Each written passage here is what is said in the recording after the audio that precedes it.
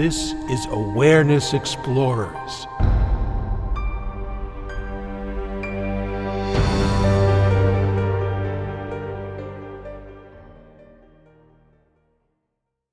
Well, welcome back to Awareness Explorers. Great to hear you and have you here. And I'm Jonathan Robinson, the co-host. I'm with my co-host and friend, Brian Tom O'Connor.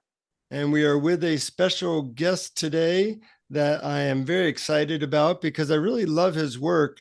And it's new, it's cutting edge. His name's Sid. And I think it's Sid Friedman, right, Sid? Good. Yes. I like that. Friedman as your last name. That works. So let me introduce Sid and tell you a little bit about him. Following law school, Sid dedicated much of a year to traveling with Marshall Rosenberg, the founder of Nonviolent Communication. And subsequently, Sid established a conflict resolution center for schools, businesses, and churches. His work was dramatically refined after witnessing Byron Katie conduct a mediation session. So he knocked on her door in Barstow, California, and went on to live with her. That'll be an interesting story. Sid then dove into the realm of internal family systems, better known as IFS, once again hitting pause to spend a year studying with its founder, Dick Schwartz.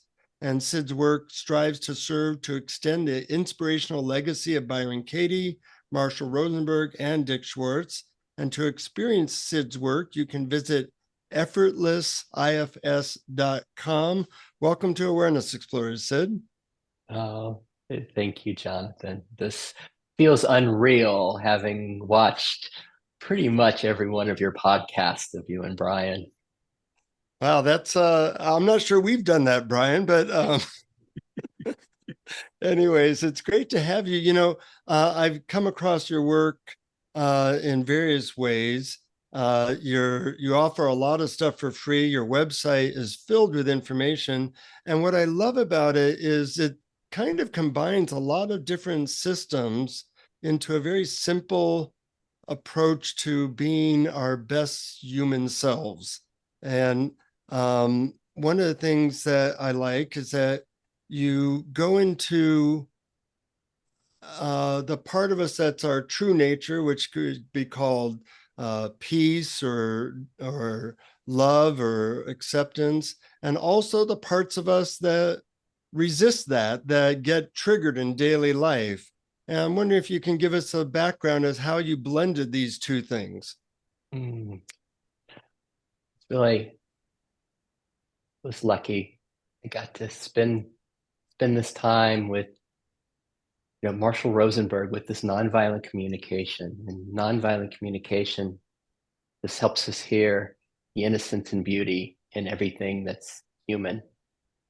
And then I spent a lot of time with Dick Schwartz, and his was about seeing the subtleties of our humanity, the subtleties of these different aspects that arise in us.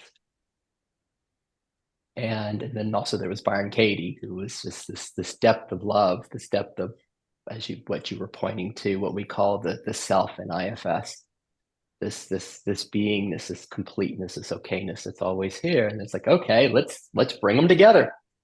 Yeah, usually systems focus on one or the other, and the two never quite meet. Brian and I often use the two-wing analogy. You have to have both and somehow bring them together, and that's where you really soar.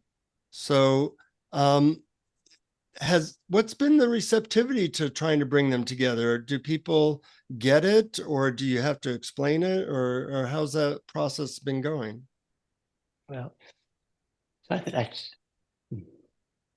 my job, I do these large group Zooms where people come from anywhere around the planet. I just kind of put it out there and people come. And my job is to meet them, to go to their systems, to get a sense of what's your nature? What is this beingness? What is true nature for you in your system? I mean, is it peace? Is it flow? Is it a sense of okayness? Is it presence? And then what are your difficulties? Is there stress, or do you experience stress or anxiety? And if so, this is where we use the IFS system, the internal family systems, which sees kind of a multiplicity of aspects of the person, or we call them parts, the thoughts, feelings, and sensations. And we just kind of track. So what is it that's creating the anxiety? Oh, is it a sense of a should, or a sense of shame that's there? And then what we do is we just get a sense of, we celebrate their system as it is. And then we have all these ways of helping them kind of decrease suffering and return to kind of the peace, the beingness. Mhm. I'd love to circle back because what you talked about is very fascinating to me.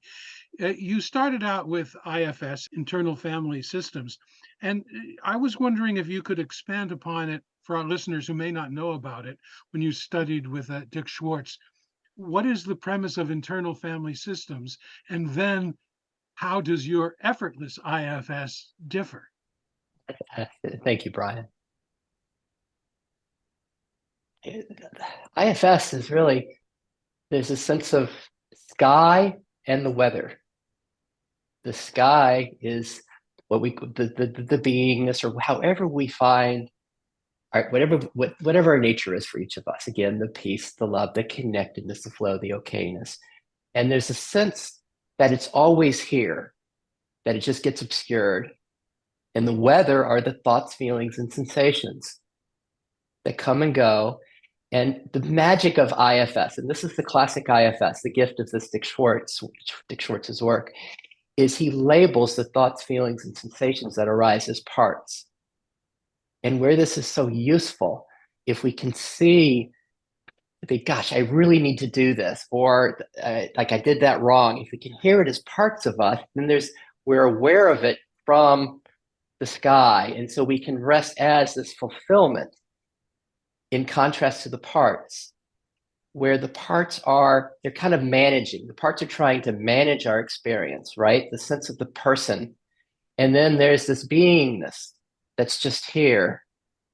And what effortless IFS has done with this, and Dick Schwartz speaks of the self, this beingness, as having two different aspects.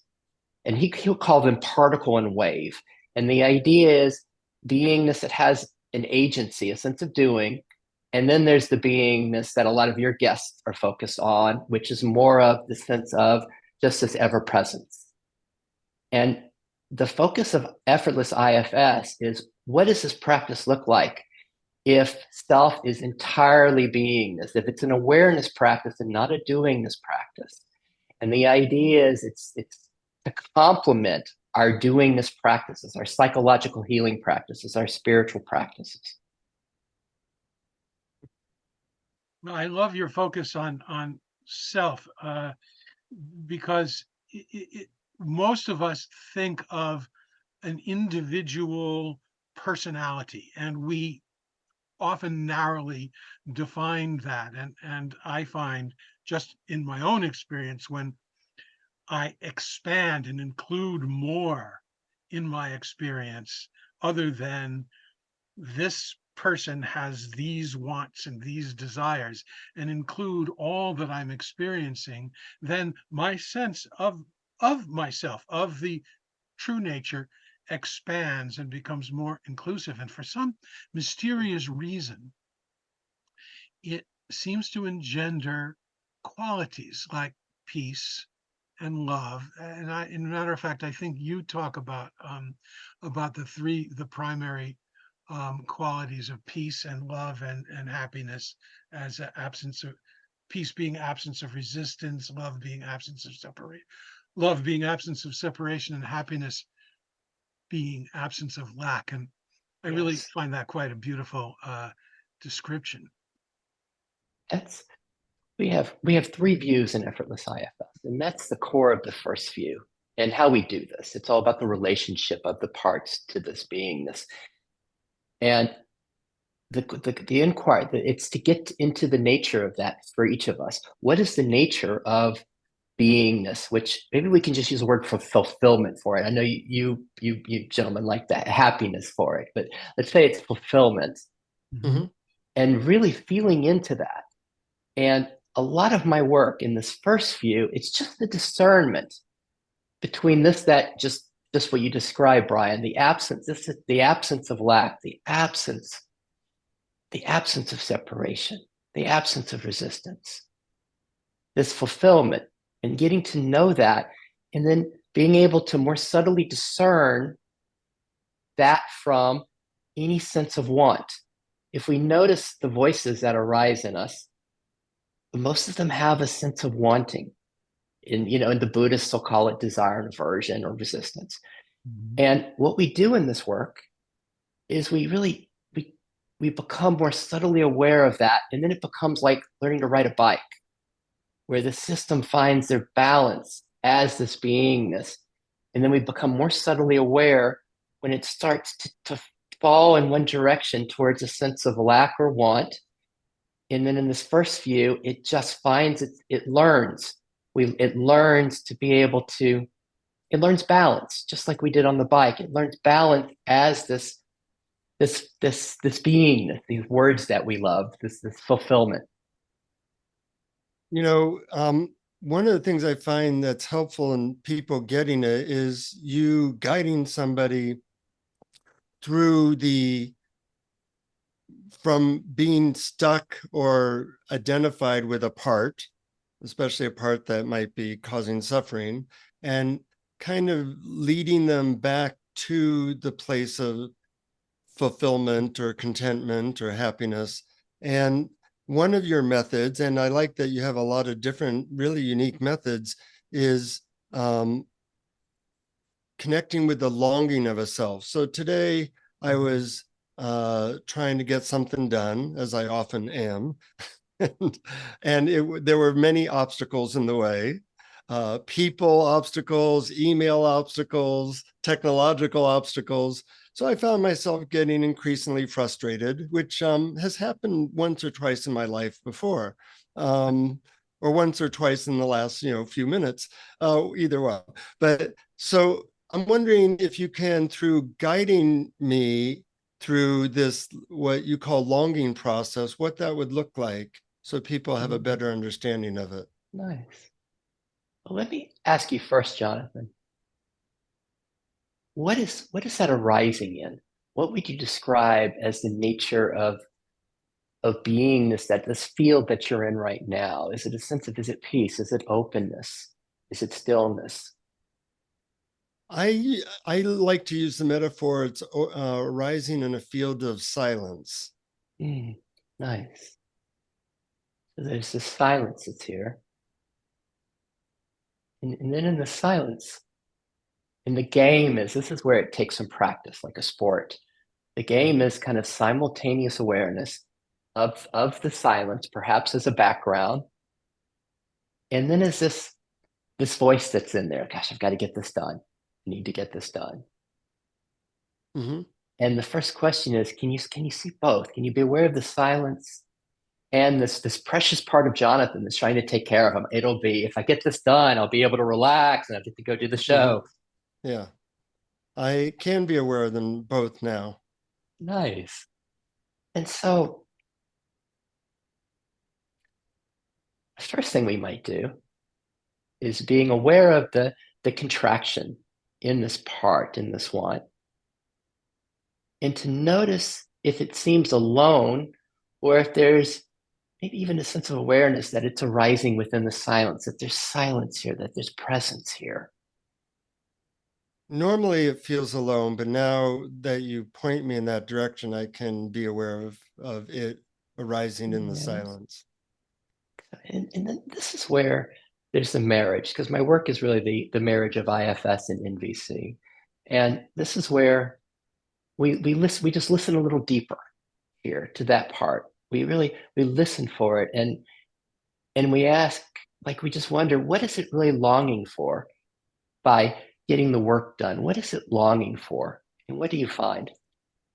I think it's longing for feeling either a sense of relaxation or a sense of accomplishment, which would then be that now I can rest. Relaxation or accomplishment. And if it gets the accomplishment, then there's a sense of rest or peace there, or ease. Mm-hmm. Nice. And then when we look at is what's most like that ease, that rest that's here now? What's most like it would be I guess I would call it like the hot tub, warm hot tub of silence that's in the background. And so for this sense of longing, the longing for this rest, this ease, as you hear the longing, what often can happen in the system is it can evoke that which is being longed for, that silence, so that this part of you can actually find what it's longing for in this very essence, in self. So notice if it can find some of that rest that's here now, that it's looking for through experience, right? Because our parts generally look through relationships, experience, situations, substances to get fulfillment. And the game is to help them realize that, wow, wait a minute, there's some fulfillment right here. And so notice if your system can find some of that ease, and if that part of you can actually find it either by soaking in the hot tub of this warm hot tub of ease, which is the second view of effortless IFS, or the third view in being intimate with it, if it can recognize that it's inseparable from this ease, from this warmth, from this relaxation. It's interesting as you talk because I noticed that it's like opening a little bit of a portal to that other rest. And I also recognize that that part like seems to also resist it at the same time. And then as it resists it from this silence, we notice when we speak of beingness, which we call self in IFS, notice that there's not an agenda there. It just is this silence. And notice if you can find the acceptance that's there, the openness and acceptance, even a sense of welcoming that's here. And as you know that, and then you hear this part of you that says, yeah, but that's just a bunch of spiritual stuff. We still have to get this work done. Notice what the response is to that. If it just welcomes that, if it welcomes the resistance. Yeah, I can do that. You know what I find fascinating about your work and this exchange is that you're always pointing to something that is kind of like the next step to broaden into fulfillment and to let go of the clutching onto whatever obstacle presents itself in the way. That's the fun, right? I mean, that's what you guys are doing with your awareness games and all of this. And because eventually this that becomes a problem, right? Gosh, it's a problem. I feel really stressed. I feel stressed. I've got to get all of this done in the next hour. That becomes the portal for what we really love, because when we hear that the longing is really for this sense of ease, this sense of flow, this sense of peace. And then it's like, oh, when we hear that, then it's like, gosh, it evokes this. And something changes. I call these tipping points. When there's a sense of the system starts to interpret contraction in a different way. I think that's what you were kind of pointing to, Jonathan. It's what I was hearing. When it hears the contraction, instead of being something we need to, because here we go. In IFS, there's a sense of, are we meeting our problem with a part? Does a therapist part, a fixer part come in? Or are we meeting it from this beingness, from the self? And when we meet it from the self, it just becomes an opportunity to go, to get excited about this. Byron Katie used to get thrilled when stress would show up in her system. It's like, oh, wow, this is great. Because it's an invitation for more of what we love. Or there's something else happens. And this happens in my friend Dick Schwartz. For him, like when you look at this part that says, I need to get this done, can you see the innocence of the longing? And when we hear the longing, that it really it's longing for completion so that it can really get this peace, this relaxation. Can we see the innocence of that? Yeah. I liked your term, meet it with beingness. Gee, like that. I'm sorry, I'm throwing a whole lot out here, and but it's just fun to play with you guys. Mm-hmm. I really enjoy the metaphors you use. You've already brought up the metaphor of riding a bike and sort of sensing that balance almost intuitively. And the other metaphor you mentioned, which I love, was the infinite hot tub. And in other words, it's infinite because all of the parts are all in it together with you. Is that how you would describe it, or? Well, that's great, Brian. It goes back to just what you were sharing at the beginning, the sense of when something opens up in you, when awareness opens, and I'll end up I'll do this in the guided meditation at the end. It's like, where are we looking from? Are we looking from like here, or are we looking for a more spacious place, a more spacious awareness? And as you were describing earlier, from there, we can become a sense of these different thoughts, feelings, and sensations that arise in us. And so there's awareness of the hot tub, of this infinite, and the hot tub just kind of represents this beingness, that whatever it is for each of us, whatever this nature is that's here, it's love, presence, peace, flow. And then from there, and this is one of the big tipping points in Effortless IFS, and this is it. Where does our suffering come from? If the suffering in this IFS model comes from one thing, and it's just from blending with a part, when we identify with a part, where it's just, so many of the traditions, it's just identifying with it, with something that arises. The beauty of what you were pointing us to, Brian, is if we can be aware of two or more parts at the same time, two or more objects, it becomes very, very difficult to blend or identify. And then suffering, it's one of the IFS tricks, the EIFS tricks, and suffering becomes difficult. Great. Can you give us an example of a part that we might want to blend with, and maybe another part that we could see, just so that our listeners can have it vividly in their mind?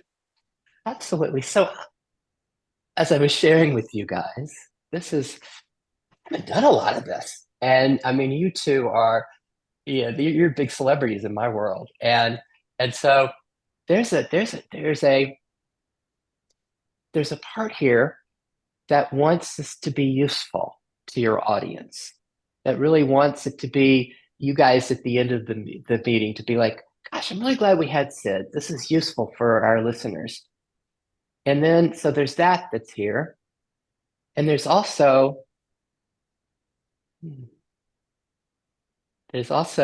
and then there's this other part that I was telling you. I've gotten to hang out with Jonathan. I love the guy, and it's like there's another aspect of me that's just like, this is so much fun. I get to be with Jonathan and Brian, and you can see either of those parts I could get blended with. There could be a sense of getting kind of lost in the fun. I mean, or another part that just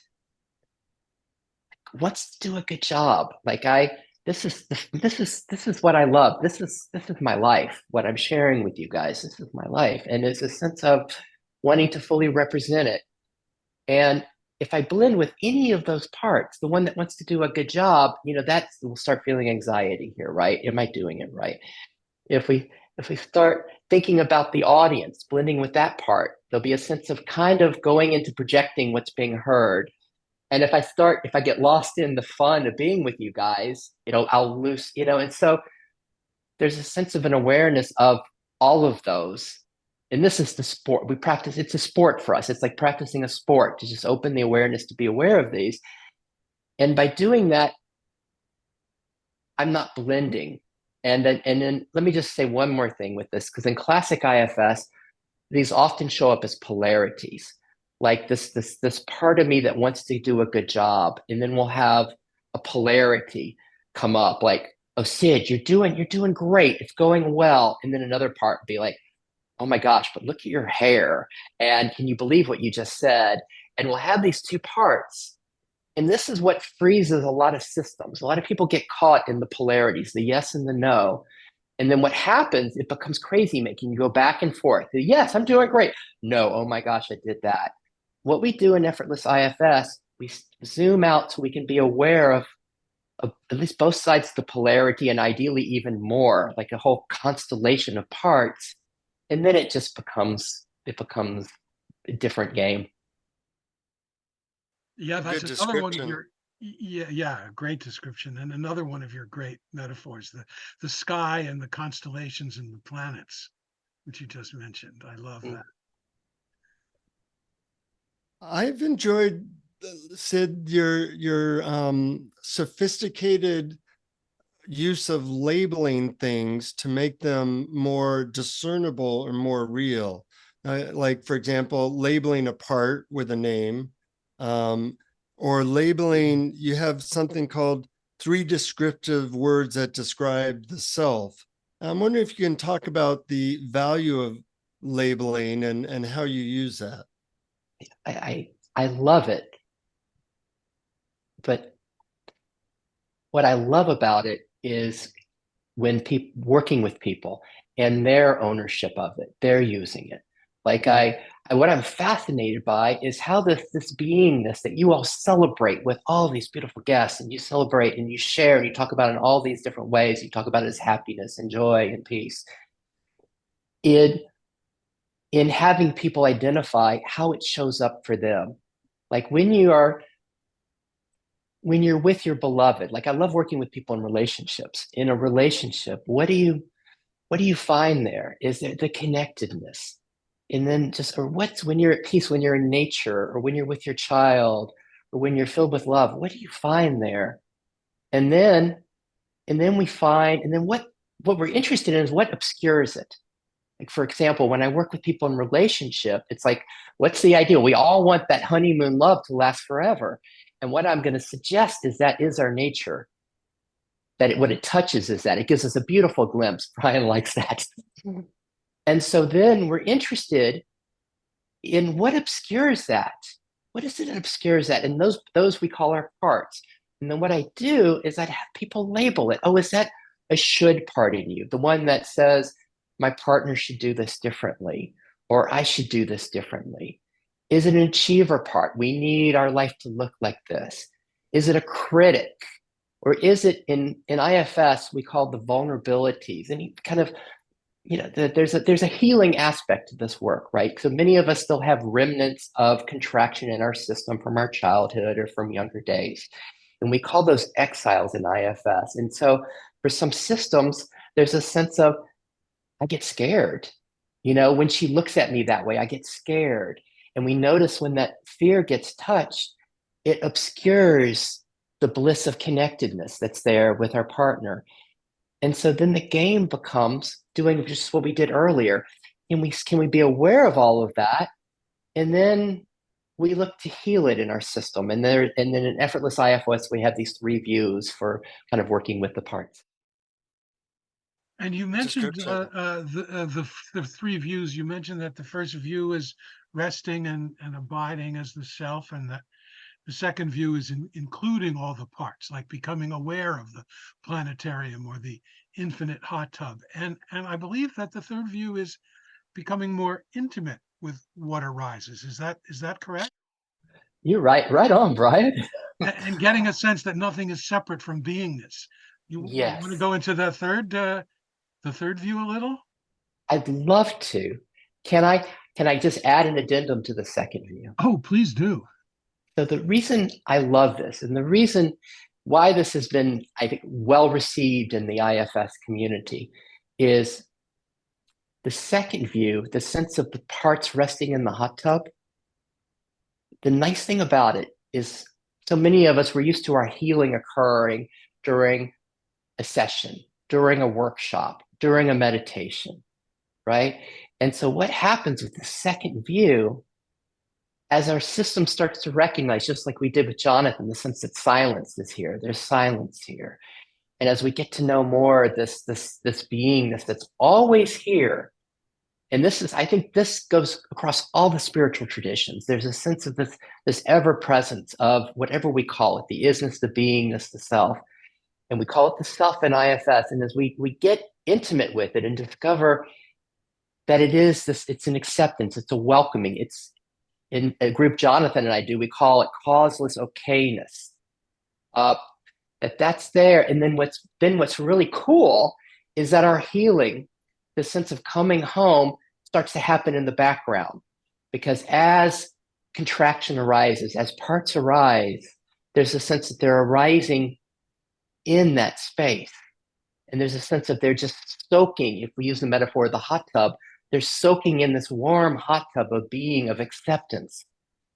And we know, and it's just like for us, when we're being met by somebody who just unconditionally loves us, welcomes us, is excited to see us, hears us, sees us, that's what occurs in the background.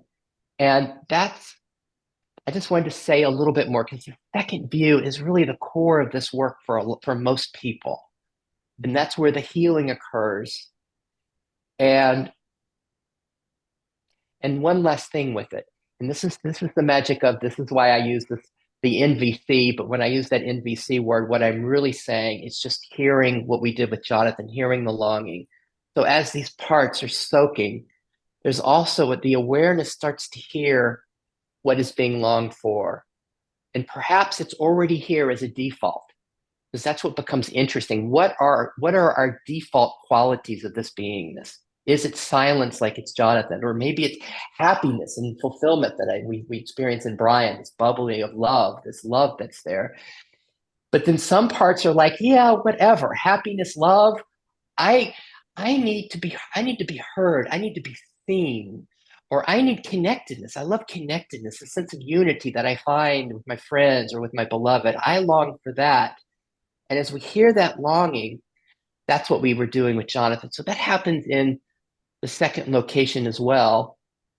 And before I go, how did I do? Anything else on that? Then I'll go to the third location. Yeah, that's great. Before we go on to the third one, I love the fact that we're staying on the second one, because I do have some questions about that. Because you talk about how the parts long for something, and I had an experience, and I was wondering if I'd love to have your take on this. I studied something similar to IFS, which was voice dialogue, or the psychology of selves, pioneered by Hal and Sidra Stone.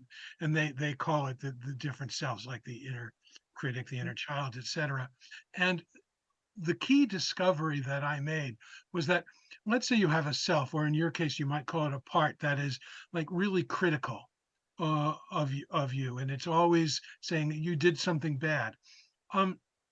I had the initial reaction or feeling that that was an enemy, a part that I needed to get rid of, that was a foe, until I talked to the part and listened to it and realized that what it wanted was to protect me. And why would it want to protect me?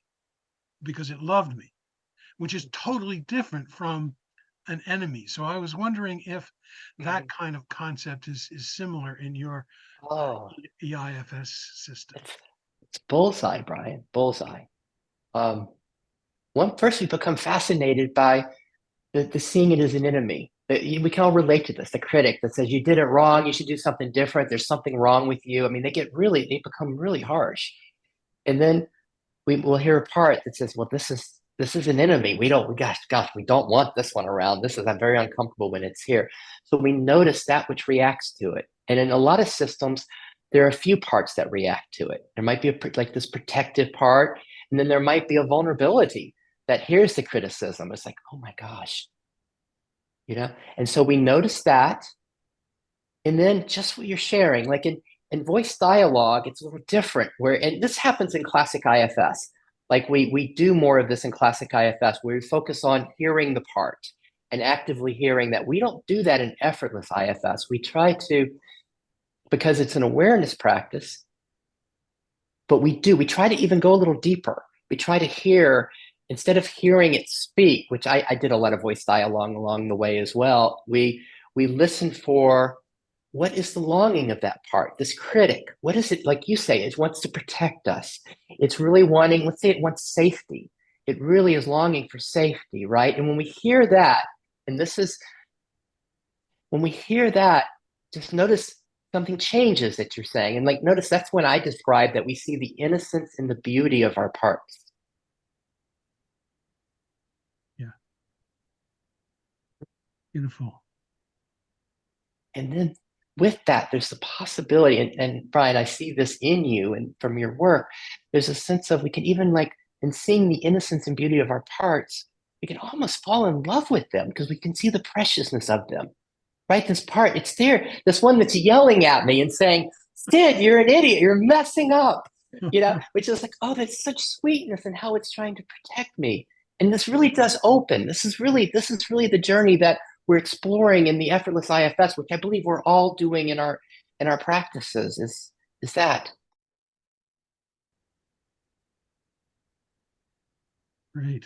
So you described the second view really well, and now I'm curious, what is the third view? Oh my. The third view, and this is what a lot of your guests speak of, that it's an intimacy with the part. So the part arises, this critic part arises. It says you're doing it wrong. And in the third view, we kind of wait for it to open organically, because I'll say what it is and I'll say all the caveats with it afterwards. The sense of, when that critic arises and says you're doing it wrong, my question is, how intimate can you be with that? How close? But not from a part, not from, we often have therapist parts that come in and say, I can be close to that, I can hear it. From this silence, from this welcoming, from this hot tub, from the beingness that we are, how intimate can we be with that part? With that, Sid, there are some somatic systems that I'm interpreting this, and I'm not sure if it's a correct interpretation, but so I'm in my frustrated part. And as I like welcome it, and as I go into the sensations without resistance, it certainly changes and can lead to an opening to the spaciousness, or it can lead to remembering an earlier incident. Is that kind of what you're talking about? This is exactly it, Jonathan. This is what we see with a lot of your guests, that with the frustration, when we're really open to it, right? The only thing that makes it a problem is resistance, right? There's resistance to it. And as we notice the resistance as a part, then there's an intimacy with what arises. And this is where, when we've experienced in our lives, experiences of, when we've been in love, this happens in love, this love, we get experience of this bliss, this oneness, this happens in nature, when we have this connectedness that happens, or the sense of awe of a sunset, or we're being with a newborn, and all we see is beauty. It's something becomes pervasive here. And this is a way there, in this intimacy with what arises. This is the gift of our contraction. And so when we're intimate with it, something happens when there's just, wait a minute, this contraction, this isn't separate from the silence. Where in the second view, it's the parts are being in self. They're resting in the hot tub of self.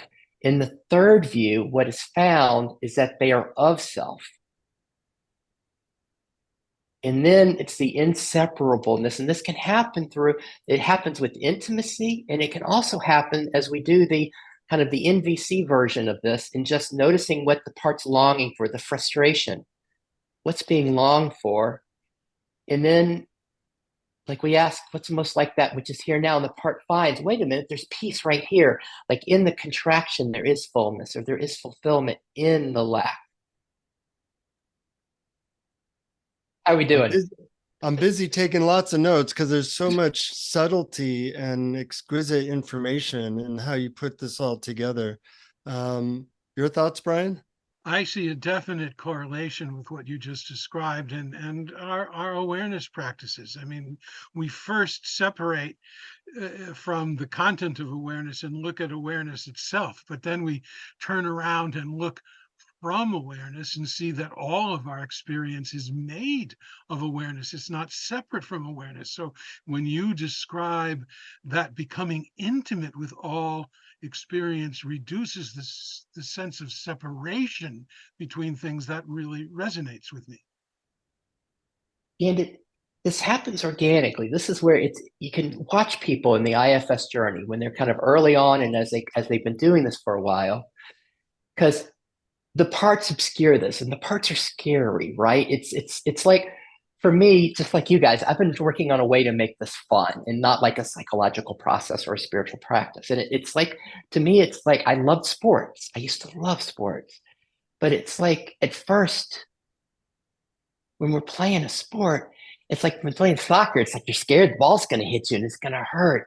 And then all these things open with time, and then suddenly it's not scary. And it's the same thing with these parts. At first, that critic part, it's like, oh my God, I got to get away from that. I need to go eat some pizza. I can't be with that, right?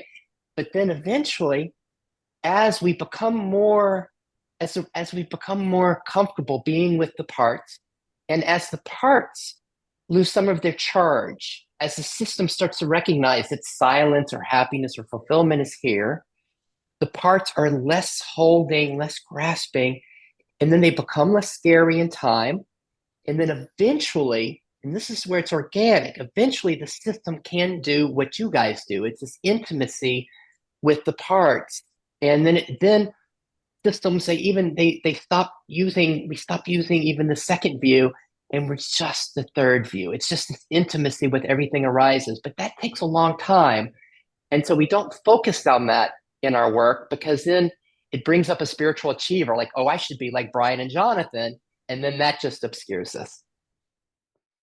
Yeah, that makes a lot of sense. I think uh, people talk about the direct path and going straight there, but even some of the best purveyors of the direct path, like Rupert Spira, said, you have to notice the background of awareness, or you have to notice the self first, and then notice that everything is part of the self. So it's like the inward facing path and then the turnaround and the outward facing path.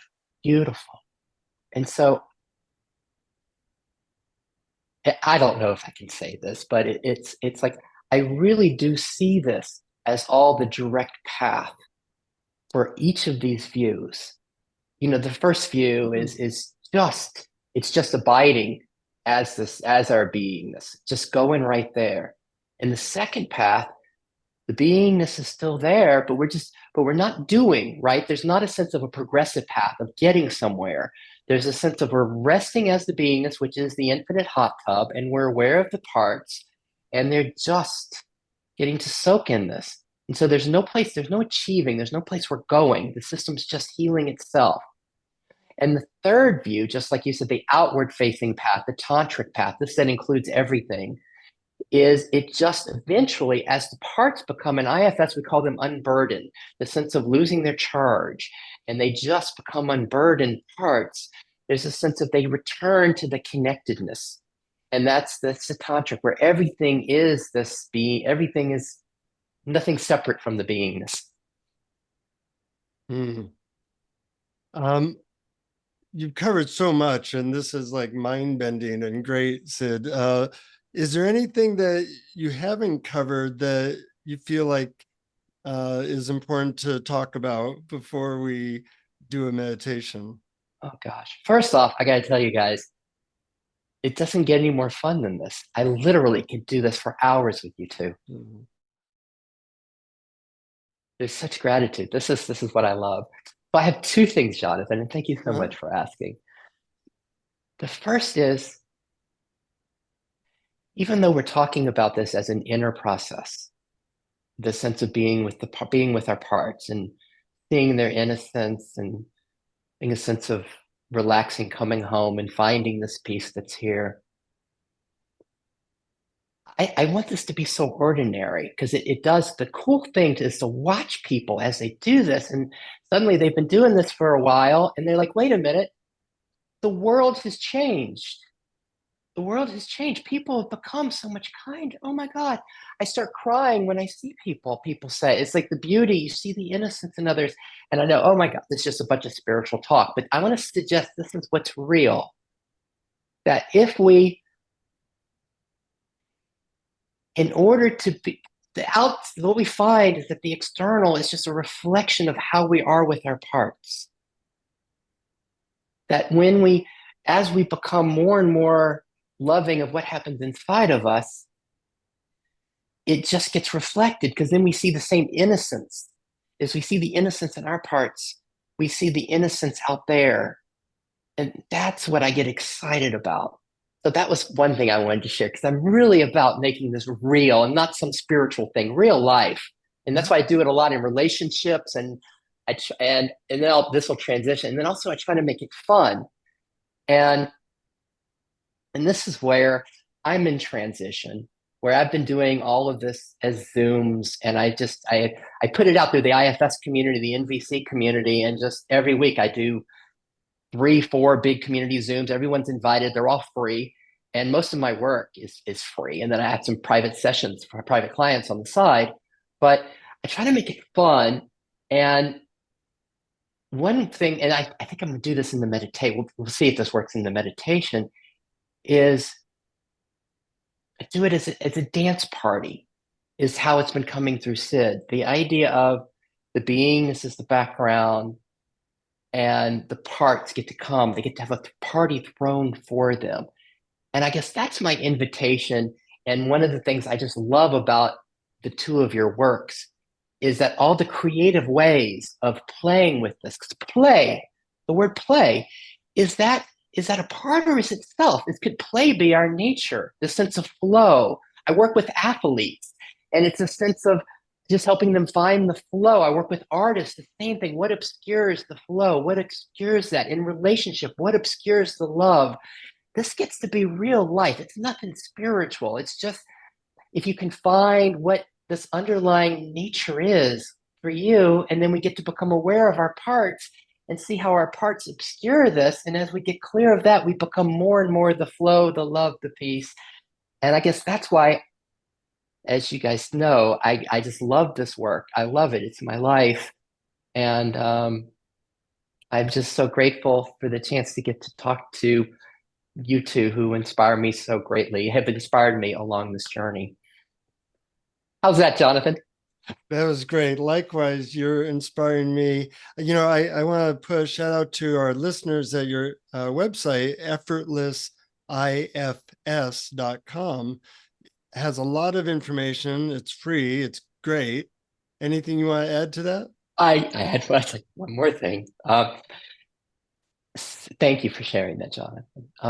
What's been as Jonathan knows, I'm an extrovert. I really love being with people, and I love that. And so, what has been most fun with this isn't Sid developing something; it's the community. It's all of us as we explore and develop. And what's been great, as I was doing these groups, I made friends around the world who are doing this work, and we created a Facebook group, and it's the IFS Nondual Community, which is really just and same thing. It's a celebration of how it's moving in each of us. Every month, we feature 3 to 6 of the members sharing how this is opening in them. And I just wanted to share that. I'd like to invite everybody to come join us, introduce yourself, and sharing how this opening is happening for you. Mm-hmm. Yeah. And any last words from you, Brian, before I hear we have a meditation dance party, which is going to be a unique way of relating to our parts. But any last words you want to share? Wow, that sounds so much fun and absolutely right up my alley is as practically this entire conversation. It's so fascinating to me to see how we're absolutely aligned but use different language for it and how each, I think, informs and deepens the other. Yeah, yeah. And one of the things I like about your work, Sid, of many things, is that you'll find out how people relate to their parts and relate to what we might call our true nature. You'll use their words because it's a very individual thing. You know, we're often talking past each other because we all have our own unique metaphors and languages and labels, but you'll find out what somebody else's is, feed it back to them so that they can more deeply enter into their own metaphors for finding peace and happiness. And I think that's an important ingredient of what you do. The work includes all these things we've been talking about, the three views and all of this. It works on two different levels at the same time. Yeah. But really, it's just what you're describing, Jonathan. It's a celebration of each person just the way they are and seeing the innocence and beauty and perhaps perfection of them just the way they are. And that's why I have so much fun doing this. And that's why it'll be fun to join our friends in a meditation dance party, which will be coming up. I do want to put a shout out to our Patreon supporters. And also, a lot of people who are into any kind of consciousness work, they don't have family members necessarily that are into it, but you can introduce them to it, have them listen to Awareness Explorers. And if you can surround yourself with other people that you can talk about this stuff, that really helps with the progression deeper into it. So please like us on whatever platform you use and share our stuff. And if you want to know about how to support us, you can go to patreon.com/awareness explorers. And we'll have a little dance party uh, invitation that will be coming up as Sid leads us through an interesting guided meditation. Woohoo! Can't wait.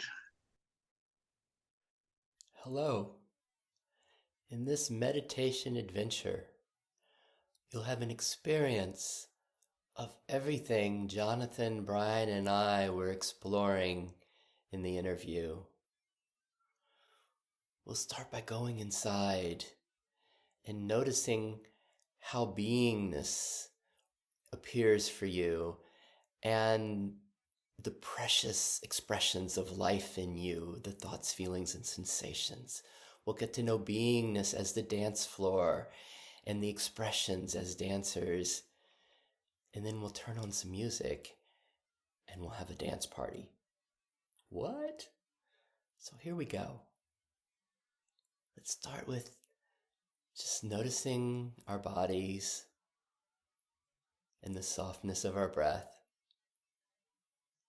And then how does this ever-present sky, this beingness, this background, this isness, this okayness, this presence, how does it appear for you now? What's your word?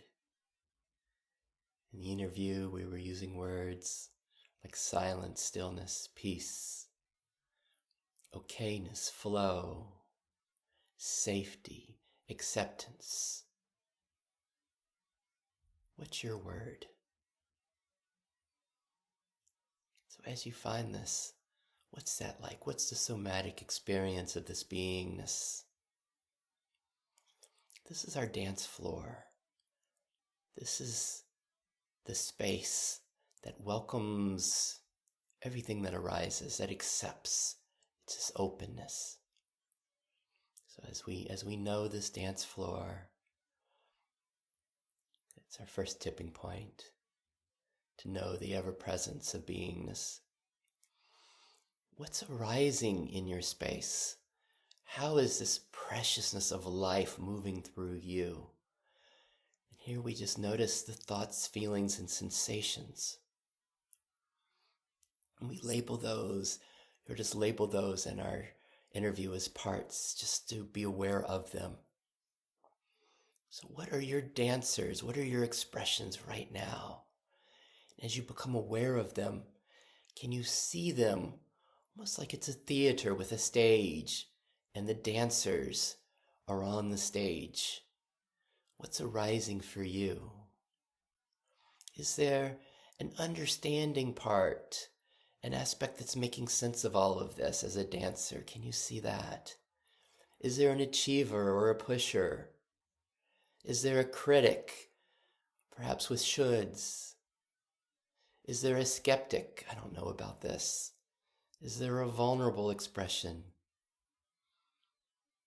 Can you see these aspects of you as dancers on the stage?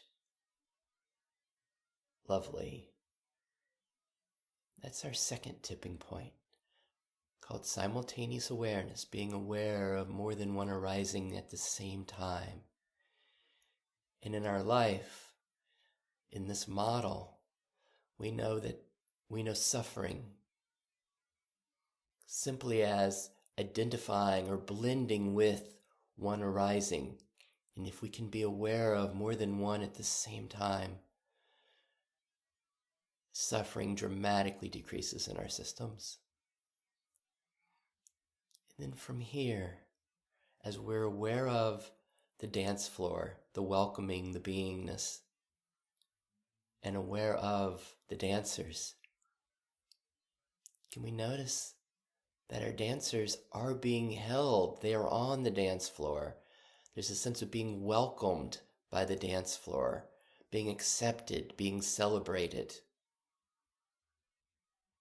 This is our third tipping point, and this is where all the healing happens in this model. Because it's like the dancers are soaking in this beingness and this acceptance. And notice there's nothing that has to be done for this, it just happens.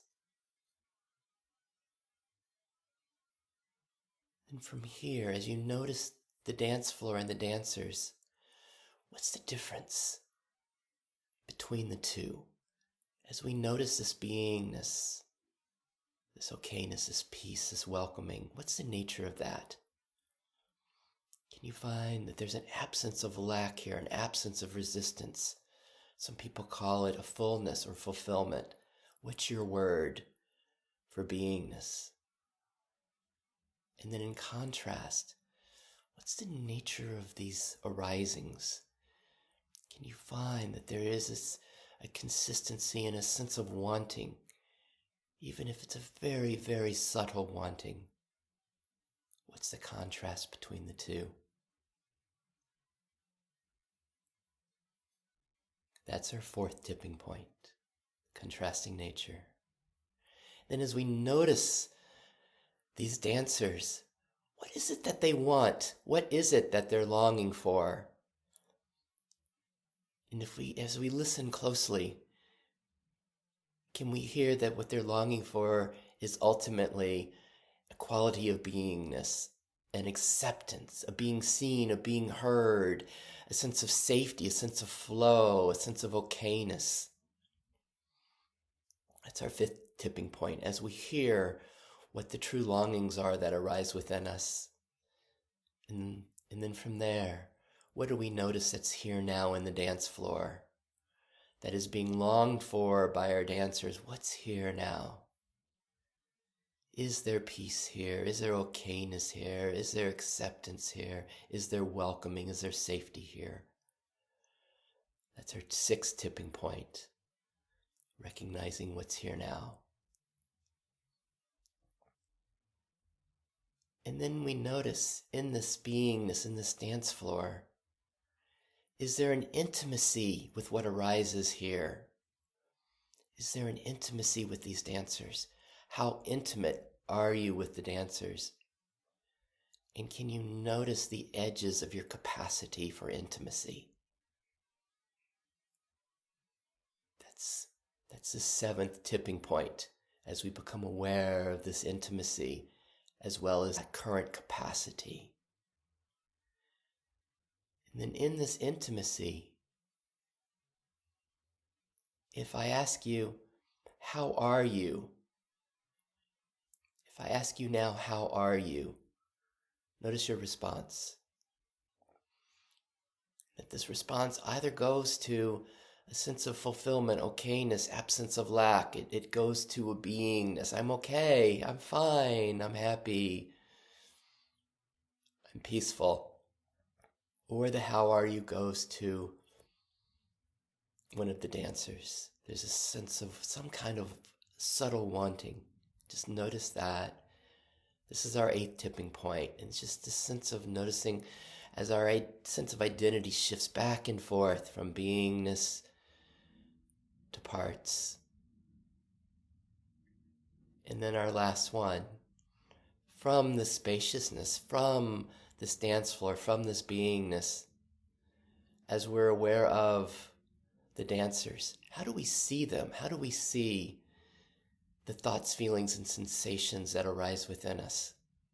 From this spaciousness, from this okayness, can we glimpse an innocence, a beauty in what arises within us? We're going to transition. Are you ready for the party? So here we are as the space, as the dance floor, and we notice the arisings, the parts, the dancers. Can they feel the music? Can our dancers, can they sense this space of welcoming, the safety that's here, the openness, the inclusion, the celebration of them? And what happens? How do they move? How do they express? Maybe the skeptical part we spoke of is here, or maybe there's a vulnerable part, off in the shadows. Can they all feel the acceptance that's here? There's no judgment from this beingness. It's just this welcoming. Can they feel the welcoming? Everyone is welcomed. And this song, We Are Family, are these aspects of you alone? Or can they sense the connectedness? That they don't have to carry everything on their shoulders. That there's a sense of being in this together. How do they move? Can they feel the freedom here? The play, the openness? How do you move in that when you are being welcomed and held in this beingness? And then, what is it, as we notice our dancers, what is it that they want? What is it that they long for? Can you feel their longing as they dance? Can you feel that? Can you feel their longing? That 5th tipping point. And then, what's here now? As we hear the longing, what is here now? Can you find in this beingness, in this dance floor, in this space, the fulfillment, the okayness, the peace, the acceptance, the love? That which is being longed for, can you find what's here now? Parts, is there enjoyment here? Can the dancers enjoy this space? This freedom, this fun, this play? What's it like to be you? What's it like to be you, expressed as these dancers, being held in the beingness, in the welcome, in the celebration, in the acceptance? What's this like? Can they feel the connectedness? Can they feel the warmth of acceptance? What's this like? Is there okayness here? Is there freedom? Is there play? Is there fun? What's the feeling? What's the feeling here? What's this like for you? What's this dance party? What are you finding as your parts, as your dancers play and dance? Such a pleasure to be with you today. So I hope you enjoyed that dance party. That was a very interesting way to feel the parts in relationship to the bigger whole, which is the peace, the acceptance, the spaciousness that we all are really longing for. And any last words, Sid or Brian? I had a last word I forgot, and that I just love doing this. And if anyone is doing a Zoom group and you'd like a cameo, I'm cheap or most of my stuff's free. I'll Zoom in. Or if anybody has a group of 12 people and you'd like to explore for a weekend, let me know. I hope this isn't overly promoting. I just love this so much. And now I have the opportunity and time to be doing it more. And you can cut this if you want. No, it's great. The best way for people to connect with you is through your website or what? Yeah, the website. If you go to the Effortless IFS, there'll be the contact and just that would be great. And I love collaborating. And anyone who like we're writing a book together, we're doing a documentary together with all these people on the site. And I love collaborating. Anyone that has something, it'd be fun to collaborate. Just let me know. We'll do Zooms together. I do everything improv. Just let me know the time and where to be there, and I'll be there and we'll play. That I sounds wouldn't great. dream of cutting that out for the world, because creating community is what we're all about. And it doesn't feel like self-promotion. It feels like generosity. And I'm so grateful to you, Sid, for being on and sharing with our listeners. And take some of what the energy of Sid is, and that is one of always being curious and playful, and of course, keep exploring. Keep exploring. Thank you for listening to Awareness Explorers. To learn more, you can check out our website at awarenessexplorers.com. Please subscribe to our podcast on your favorite podcast app. We'd love it if you would post a review. And please share our link on Facebook and with family and friends, because knowing yourself as awareness is the greatest gift you can give yourself or someone you love.